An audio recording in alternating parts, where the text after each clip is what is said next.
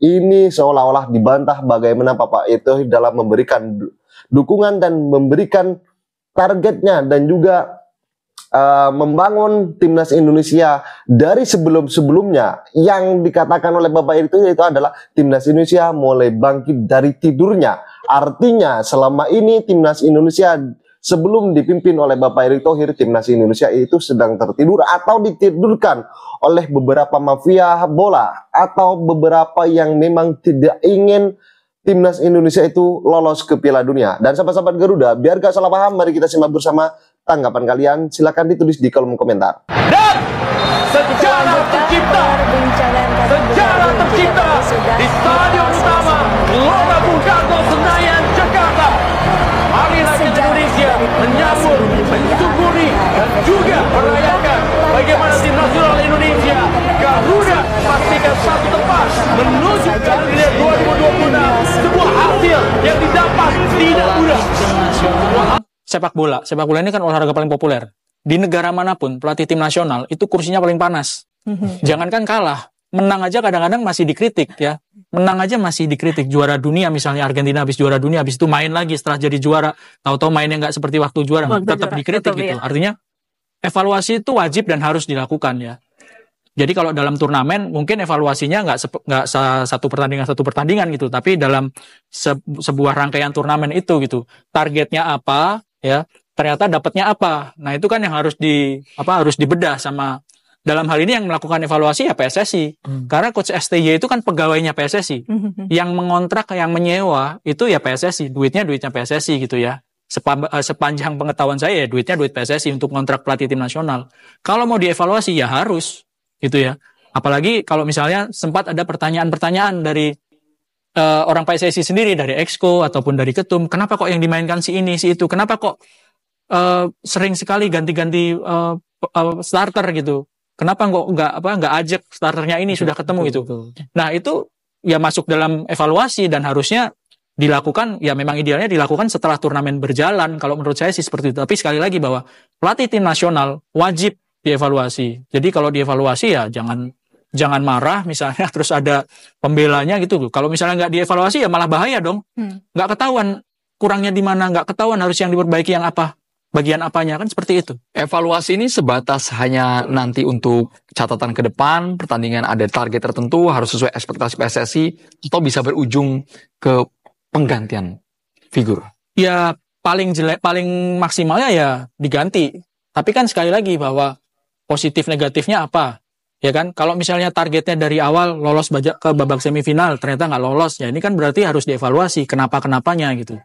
Ya. Kalau yang sekarang Mas, dari sekian banyak kompetisi, banyak positifnya atau negatifnya ini? Coach Sintayong. Kalau di tim senior saya masih menilai bahwa Coach Sintayong masih oke, karena sampai sejauh ini di kualifikasi Piala Dunia babak ketiga, Indonesia kan peluangnya masih cukup besar, apalagi setelah menang lawan Arab Saudi. Tapi setelah semalam gitu ya, kan juga ada pertanyaan-pertanyaan, kenapa kok bisa nggak lolos gitu, kenapa kok nggak panggil pemain yang ini, yang itu gitu. Bagaimana dealnya? Ini kan sebenarnya gini, U23 yang dimainkan pemain-pemainnya. Ini kan bukan cuma keputusan Coach STY juga, ini kan juga direstui oleh PSSI. Dua pihak ini yang harusnya istilahnya bertanggung jawab dengan hasil seperti ini gitu. Memang nggak ada kewajiban harus tanggung jawab ke masyarakat, tapi kan sebagai organisasi ya harus menjelaskan kenapa kok hasilnya seperti ini. Pelatihnya kenapa kok diizinkan manggil pemain-pemain yang U23, kenapa kok nggak diusahakan manggil pemain senior, ya kan? Ya manggil pemain senior juga nggak gampang sebetulnya, karena kan di tengah kompetisi. Tapi ada mungkin solusi-solusi, lobby ke klub, tolong dong 2 orang pemain dikirim ke tim nasional, kalau juara Piala AFF, kita kan juga bangga. Karena AFF ini kan turnamen tertinggi di ASEAN, setelah SEA Games gitu kan, dan kita belum pernah juara. Kan ada lobby-lobby seperti itu, mungkin dilakukan oleh Coach Sintayong, ke PSSI, minta tolong dong lobbyin ke klub supaya saya bisa panggil misalnya Ramadan Sananta, Witan Sulaiman, pemain-pemain Rizky Ridho bisa dipanggil maksimal 2 klub aja, karena 2014 pernah dilakukan oleh Coach Alfred Riedel. Boleh panggil pemain yang klubnya sedang berkompetisi tapi maksimal 2. Kan nggak mungkin 10 orang dari Persija semua gitu kan. Dibagi-bagi misalnya Persija 2, Persebaya 2 gitu. Ditambah Arhan yang pulang, Asnawi yang pulang, ada Rafael datang, Marcelino datang. Jadi ada solusi-solusi yang sebetulnya bisa dilakukan gitu ya oleh Coach STY dan PSSI. Atau kompetisinya di stop. Vietnam ini kompetisinya lagi stop. Makanya pemain-pemain terbaik mereka yang jago-jago, yang pernah kita bahas minggu lalu kan ya. Itu pada pulang semua, pada main semua. Nguyen. Iya, Nguyen dan kawan-kawan semuanya Nguyen. Hal yang sama dialami oleh Malaysia, sama seperti Indonesia. Pemain-pemainnya nggak bisa, yang terbaik nggak bisa tampil karena kompetisinya lagi jalan. Thailand lain lagi. Thailand ada pemain-pemain lapis keduanya. Karena apa? Mereka udah sering juara. Ada excuse, kita udah sering juara. Jadi pemain-pemain yang lapis keduanya yang main sangat masuk akal kalau excuse seperti itu. Tapi kalau Indonesia, oke nggak bisa panggil pulang Tom Hai, nggak bisa panggil pulang Ragnar. Ini pemain-pemain Kevin Dix nggak bisa pulang, Calvin Verdong, karena kan mereka juga main di Eropa, nggak bisa pulang. Tapi kan pemain-pemain yang ada di Jakarta, ya bisa lah di lobby gitu ya. Kalau solusinya memang mau panggil pemain terbaik dan mau juara, ya bisa gitu. Nah, menurut Bung Erwin sendiri, apakah skema pertandingan semalam ini berjalan dengan baik atau tidak? Berjalan dengan baik sampai dengan Ferrari terkena kartu merah. Itu kan Indonesia lagi nyerang, peluangnya banyak. Satu kali tendangan Marcelino kena tiang.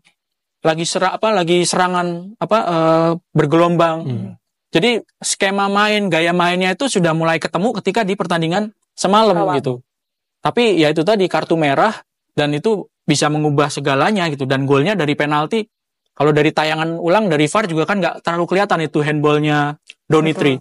Jadi memang skema pertandingan berjalan sampai ketika Ferrari terkena kartu merah. Setelah itu banyak berubah pasti. Tapi gaya permainan Filipina semalam Anda melihatnya memang di luar ekspektasi kita. Dari rumah kita loh Bang. Iya. Harusnya adrenalin atmosfer kita yang lebih unggul. Mentalnya juga harusnya kita yang lebih juara gitu. Harusnya kalau di rumah sendiri kan Bung Erwin. Gini, ternyata nggak sesuai juga kan. Filipina main sebelum lawan Indonesia main 3 kali nggak pernah kalah. Main 1-1 terus lawan Myanmar, lawan Laos, lawan Vietnam. Lawan Vietnam mereka bisa tahan imbang 1-1 dan mencetak gol. Artinya sebelum pertandingan semalam ya memang nggak boleh diremehkan permainan Filipina gitu. Mereka tampil dengan pemain yang mix, ada pemain seniornya, ada pemain juniornya, dan banyak pemain Filipina itu yang main di luar Filipina, abroad juga. Cuman memang bukan di top level, ada yang main di Jerman, divisi 4, ada yang main di Inggris, di divisi bawah-bawahnya. Mereka pemain yang cukup berpengalaman untuk main di AFF. Karena kompetisinya mereka berkompetisi di Eropa yang atmosfer yang iklim kompetisinya jauh di atas Filipina gitu. Mereka pulang ya main bersama tim nasionalnya menghadapi tim Indonesia yang masih banyak pemain U23-nya. Jadi ya memang mereka nggak bisa diremehkan sebetulnya dan kebukti akhirnya kan bisa mencetak gol meskipun lewat penalti dan menang. Ya. Mudah-mudahan juga pengalaman ini bagi skuad Garuda Muda ini bisa menjadi satu langkah untuk menjadi timnas Indonesia semakin berkembang lagi. Terima kasih Bung Erwin, waktunya bersama kami di Kabar Petang. Terima kasih juga. Ditolong dan mereka saya sudah sampaikan ke 17-20 ini, targetnya kalian itu Piala Dunia, habis itu next-nya karena kalian ini U17, U20 itu merupakan cikal bakal nanti tim U23 yang 2027 untuk kualifikasi Olimpiade lagi saya bilang. Dan kakak-kakak kalian sudah membuktikan bisa ranking 4 besar, kalian bisa nggak? Jadi ya sama program tim senior ini ya memang program berkelanjutan dan kita lihat dan apalagi banyak pemainnya masih muda-muda, ada Justin, ada Rafael, ada si Ivar ya, ini semua satu angkatan dengan Marcelino, dengan Witan. Jadi kita punya komposisi pemain yang muda sekarang. Kabarnya ada 150 pemain naturalisasi yang akan nanti mengisi timnas kita. Ini bisa mengundang kontra, ini bisa mengundang kritik. Bagaimana ekspektasi yang juga berbanding setara dengan tekanan yang besar diberikan pada publik sehingga meminta stay out ketika kemarin sempat menderita kekalahan, Pak? Ya, saya rasa nggak fair kalau kita bicara stay out, ya, tapi kita jangan terjebak di situasional, tetapi sebuah program. Baik. Ya, itu yang saya selalu ingatkan gitu. Jadi ya itu lumrah. Oke, Pak Erick katakan tadi para pemain ketika kemudian menang hasilnya positif disupport seharusnya sama para supporter. Ketika hasilnya kurang baik, kurang menguntungkan, harusnya kita dapat support. Nah, dan saya rasa banyak supporter sekarang sudah punya komitmen yang sama. Saya jadi teringat Pak pada saat konferensi pers tidak resmi, doorstop sih, di depan para media ketika kemarin setelah selesai pertandingan lawan Arab Saudi, Pak Erick katakan kepada teman-teman wartawan soal Marcelino Ferdinand. Ini para pemain muda yang seharusnya ketika menang kemudian dipuji, tapi kemudian jangan dicaci juga. jadi concern Pak soal ini. Sangat soal concern, bagaimana sangat kajian concern. dari para Gini loh, supporter yang tidak puas. karena ini kan generasi emas sepak bola Indonesia ketika kita menang SEA Games. Mereka ini ya belum tentu kita dapat lagi sebagus mereka. Walaupun U17, U20 kita lagi bangun lagi. Siapa tahu ada pemain-pemain lain gitu. Dan kita bisa lihat Marcelino ini kan kemarin bermain, dia mencetak gol, tetapi sebelum-sebelumnya dia pressure ketika beberapa kali karena ya memang ya pemain muda lah, pemain muda. Netizen, Ya, karena membaca komentar. Iya pasti itu, makanya saya ingatkan mereka siapa berdiri di atas gunung kan anginnya besar. Ya sama kalau mereka sudah bermain sosial media ya siap-siap tahan mental dicaci dan dipuji gitu. Jadi ya harus bisa dewasa. Kalau itu juga menjadi tekanan ke mereka ya mereka harus cari cara mengeluarkan dari tekanan itu gitu. Tapi supporting system kita harus kita lakukan di ekosistem sepak bola Indonesia, termasuk supporter, termasuk saya sebagai pemimpin ya saya berusaha dekat dengan para pemain. Lihat aja berapa kali saya duduk sama mereka ngobrol ya, karena ya mereka part of bagian dari pembangunan sejarah bangsa yang kita sedang lakukan ini. Jangan-jangan ada yang curhat juga, cerita dari hati ke hati mengenai down-nya mereka terhadap komentar-komentar para netizen. Apa yang paling mereka keluhkan sebenarnya, Pak Erik? Ya enggak, ya saya cuma merasa tidak dihargai oleh para saya netizen? bilang ya bukan, ya mereka harus siap. Ya siapa suruh main sosial media? Kan ya ada resikonya gitu. Sama ketika saya juga ditanya beberapa negara Asia, kok netizen kita itu sangat agresif. Saya bilang enggak. Selama mereka melihat pertandingan bola itu berjalan dengan baik, mereka tidak agresif. Ketika mereka misalnya mengapresiasi pertandingan Indonesia lawan China ketika kita kalah, mereka tidak agresif. Mereka apresiasi. Ketika kita sama Bahrain ya no comment. Ya itu kan itu. Abbas. Tuh, saya nggak mau kalah sama Pak Abbas. Nah tuh, taman saya lah. Oh iya. Taman saya juga nggak kalah Pak Abbas, nggak ada. Oh, ada tempat duduk, ada air. Kita terinspirasi. Taman mesti bagus dari tempatnya Pak Abbas. Tuh, lihat tuh. Oke kan pohon-pohonnya Pak? Di tempat sana Pak, ada duduk-duduk. Sebulan sekali di ujungnya musik. Wah.